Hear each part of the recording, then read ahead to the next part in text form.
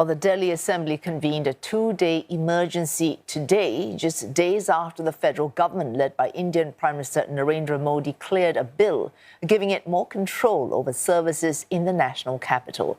The Bharatiya Janata Party is in opposition in the Delhi Assembly. The government is led by Chief Minister Arvind Kejriwal's Aadmi Party.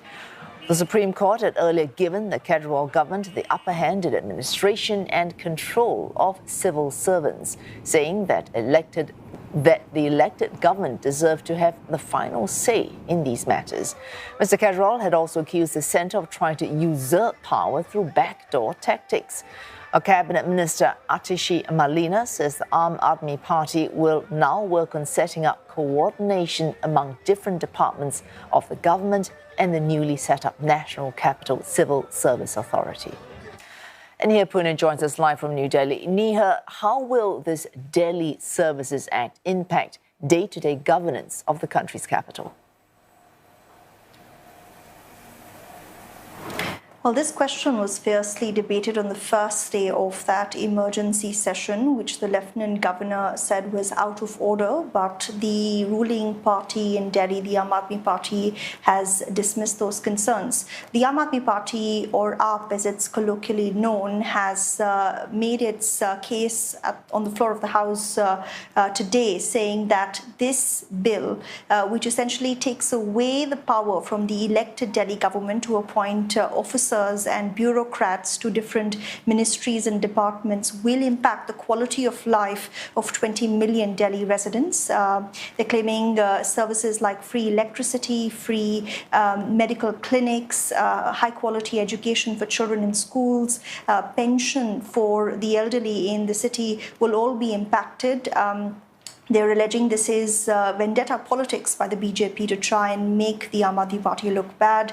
But the BJP has maintained throughout that this bill is, which is now a law because it has been granted approval by India's president, is aimed at tackling corruption in New Delhi. You'll remember that Delhi's Deputy Chief Minister Manish Sisodia is currently also in jail facing money laundering charges, and the BJP, which is an opposition here in Delhi but is in power at the centre, claims that the Delhi government has a lot of misgovernance and corruption that is going on, which is why it is important for the Lieutenant Governor who reports to the central government to have control over the appointment of these officers.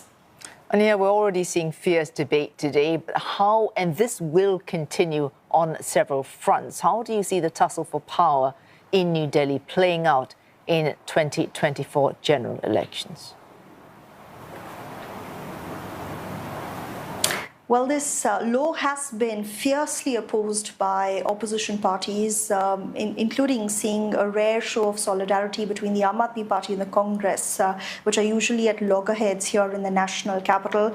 The Indian National Developmental Inclusive Alliance of several opposition parties protested the bill's passage in both the Lok Sabha and the Rajya Sabha, claiming that this was an attempt to snatch away democratic rights from the people of Delhi. Many opposition parties have also alleged that what's happened in Delhi could happen in other states as well, with the BJP coming in later to take control of administration in that region, and they're warning the people of India against voting for the BJP in the 2024 elections. We've seen the Congress particularly talk about the erosion of democracy. The Aadmi Party has also said this is an attempt to usurp power when the BJP was not voted to power in a city like Delhi. But this is likely to be a theme that will come up in election rallies heading into 2024, particularly here in Delhi, which will elect 6 members to the Lok Sabha. Thanks for that. Nia Punya live, as you say, from New Delhi.